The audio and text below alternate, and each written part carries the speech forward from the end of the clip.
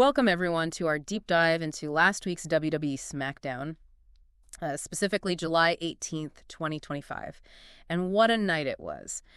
Genuinely wild, some really surprising turns that definitely got us talking and absolutely set the stage for SummerSlam. Oh, for sure. Packed show. Yeah, so we've pulled together, all the major recaps, the reports, detailed accounts from a whole stack of sources covering this event. Mm-hmm. Our mission for you today really is to cut through all that noise, try to simplify the complex bits, and just bring you the essential insights, the implications from what the sources are saying, make sure you're totally up to speed on what went down and, why it actually matters. Yeah, distill it down to what you really need to know. Exactly. Okay, let's unpack this pretty dramatic episode then, starting right from the top. SmackDown opened with just immediate chaos, didn't it? This news of a car accident. Yeah, involving Solo Sikoa and the MFT faction. Right away. We saw police on scene, Adam Pearce investigating. It felt pretty serious. And Jacob Fatu, he was actually questioned as a person of interest, which was a twist. Though he was cleared, apparently. But still. But what's really insightful there, I think, is how that whole segment, framed like a real investigation, immediately kind of blurred the lines, didn't it? Between the storyline and, reality. Totally. It set a weird tone. Yeah, it made Solo's later staged arrest, which we'll get to, feel way more manipulative, maybe even unsettling. It's like a calculated move to show the Bloodline's ruthlessness goes beyond just beatdowns in the ring. Right. It's a different kind of power play. Exactly. It set a unique tone for the whole night, I thought. And then, immediately after that, right on the heels of it, we see Cody Rhodes. Yep, straight to Adam Pearce. Seeking him out about his SummerSlam contract. That immediately felt like, okay, something big is coming later, right? Mm-hmm. Foreshadowing, absolutely. Yeah. This wasn't just your standard opening segment. It was a really dramatic, almost cinematic setup that definitely paid off later. Yeah, it really did. Okay, so after that initial backstage chaos, the action kind of shifted into the ring.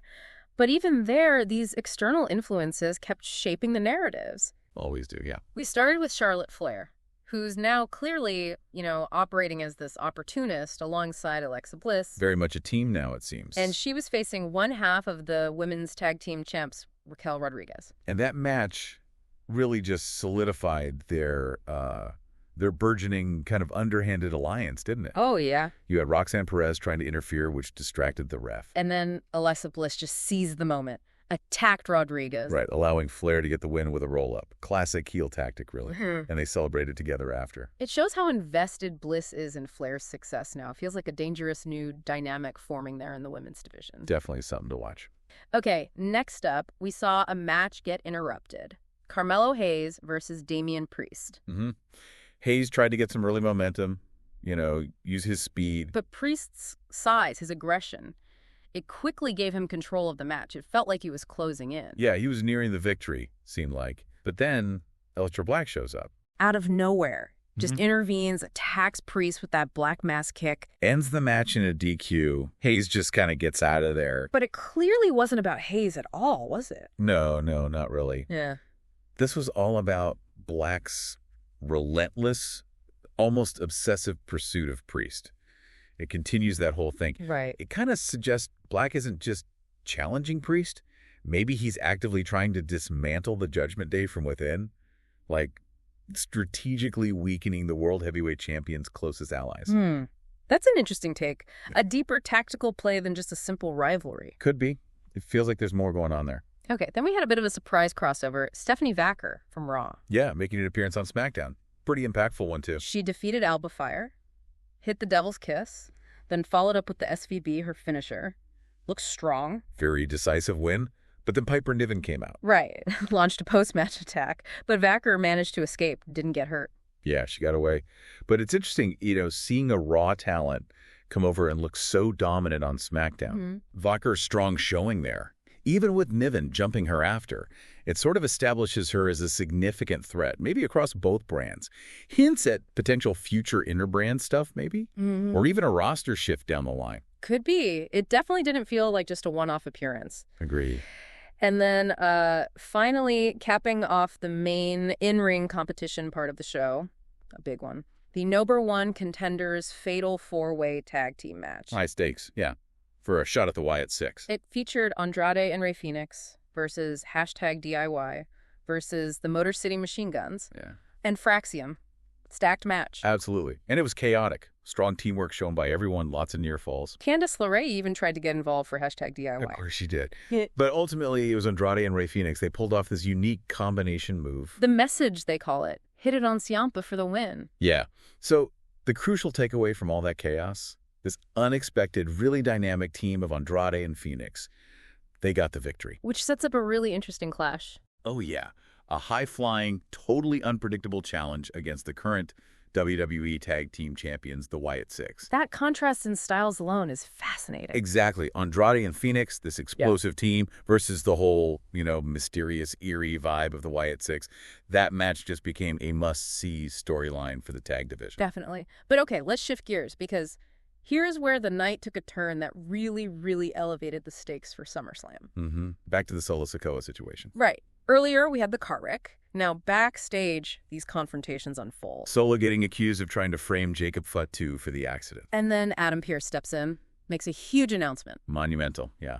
Solo Sikoa defends the United States title against Jacob Fatu, but inside a steel cage at SummerSlam. And Pearce explicitly said, this stipulation is to prevent any outside interference. Keep MFT out, keep anyone else out. Huge implications for that family feud, and then the segment ends dramatically. With Solo Sikoa being taken away by police, handcuffed, but the report described it as a staged arrest. Leaving Jacob Fatu standing there, holding the U.S. title belt. Powerful image. Okay, but that staged arrest of Solo, that's a massive development, right? What immediate questions does that raise for you, for the audience, about MFT's real power structure and Solo's actual standing within the bloodline now? That's the million-dollar question, isn't it? I mean, on one level, he looks outsmarted, he's being arrested, but is he, or does this somehow deepen his character's resolve, make him seem even more dangerous, or is it just another layer of manipulation? Yeah, it really suggests this chess game that's going on far beyond just Solo and Fatu. It feels like maybe Roman or someone else is still pulling strings, even with Solo seemingly in charge. Could be. It makes that steel cage match feel incredibly personal, absolutely unavoidable, but also layered. There's so much going on beneath the surface. Totally agree. And then the main event, the contract signing. The big one. Undisputed WWE Champion John Cena and Cody Rhodes for SummerSlam. And Cena starts off claiming he can't compete at SummerSlam. Yeah, says he's got a grueling film schedule, he's exhausted.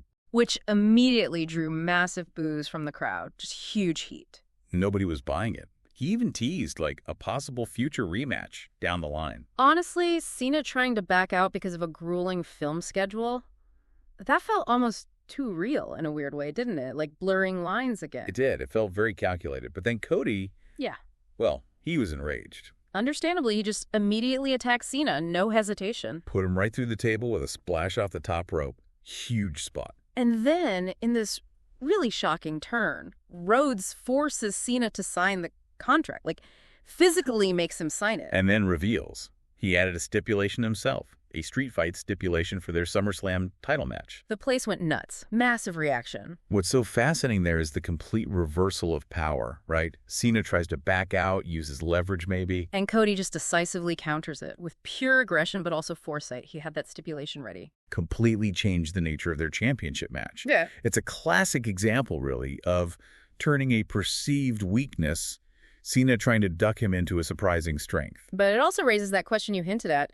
Does Cody forcing the signature make Cena look, I don't know, too easily manipulated? Or does it just pour gasoline on Cena's fire for SummerSlam, make him angrier? That's the beauty of it, I think. It could absolutely go either way. It makes their match even more unpredictable now. Will Cena be embarrassed and motivated? Or does Cody have his number psychologically? Fantastic question. Adds so much intrigue. So, boiling it down, what does this all mean for you, the viewer? Well, the stakes for SummerSlam, they've just been dramatically raised. Two massive, highly anticipated matches are now taking on even more intense, more personal forms. The steel cage and the street fight, big-time stipulations. All right. Now, beyond these huge main storylines, there are other things, too. We got updates, promos for other SummerSlam matches. Yeah. Reminders about Tiffany Stratton, the women's champion, and Jade Cargill, the Queen of the Ring. Keeping those titles in the picture. Exactly, reminding us of the broader championship landscape heading into the event. And we can't forget the Wyatt Sicks. They delivered another one of their mysterious messages. Always creepy, always cryptic. And these moments, they don't just fill time, Their messages subtly deepen their whole lore each week. It keeps their chilling presence consistent, keeps it evolving, even when they aren't physically in the ring or in a match. It's brilliant long-term storytelling, gotta say. Very effective. Definitely. So, wow, what a night of drama and just high-stakes action this SmackDown delivered. I mean, from that initial car accident, the setup of the steel cage match for the U.S. title. All the way to that shocking contract signing that turns the undisputed WWE Championship bout into a street fight. Every single segment felt like it contributed something significant to this intense SummerSlam build. Yeah, we've tried to really distill the crucial developments here, look at their wider significance from all the sources, so you're not just, informed about what happened, but you genuinely understand the implications of these really pivotal events. Hopefully we've cut through the noise for you there. Right. So maybe a final thought to leave everyone with. Given how chaotic the SmackDown was, especially thinking of that staged arrest of Solo Sikoa and Cody Rhodes forcefully adding the street fight stipulation, what does all this tell us about those blurred lines between the on-screen drama and sort of the implied real-world consequences within these pro wrestling storylines? How much does this deliberate unpredictability actually shape audience engagement, do you think, and the anticipation for what comes next?